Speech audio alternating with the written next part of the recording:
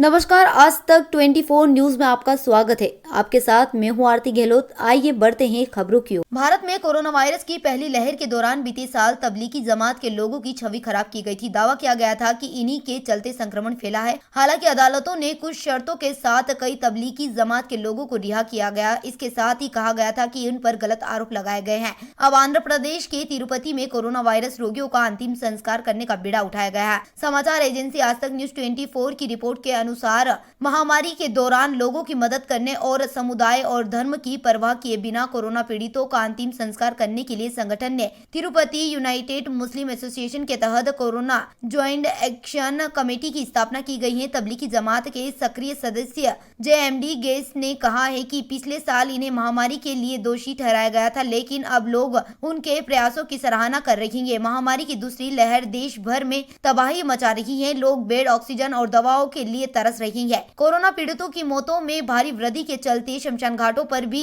बोझ बढ़ गया है। संकट की ऐसी घड़ी में तबलीगी जमात कोरोना पीड़ितों के सम्मानजनक अंतिम संस्कार में मदद करने के लिए आगे आए हैं। गेस ने कहा है कि वह फोन पर मिलने वाले इनपुट्स और रिक्वेस्ट के आधार पर हर रोज 60 वॉरियंट्स के साथ कोऑर्डिनेट करते हुए उन्होंने कहा कि वे पिछले एक महीने से रोजाना कम से कम 15 शवों का अंतिम संस्कार कर रही हैं। गेस ने कहा है कि पहली लहर में बहुत कम मौतें होती थी, जिसमें ज्यादातर बूढ़े लोग थे, लेकिन अब युवा भी मर रही है। उन्होंने कहा कि अंतिम संस्कार करने से पहले लोगों को समझाने या उन्हें सांत्वना देना कठिन हो जाता है। गेस ने कहा है कि 60 सदस्यों की 3 टीमों में बांटा गया है। प्रत्येक टीम को कम से कम 4 या 5 शव सौंपे जाते हैं। उन्होंने कहा कि वे धार्मिक परंपराओं के आधार पर अंतिम संस्कार करते हैं। मध्य प्रदेश से ब्यूरो रिपोर्ट। फिलहाल खबरों में इतना ही। आगे की और खबरों को जानने के लिए आप देखते रहे आज तक 24 न्यूज।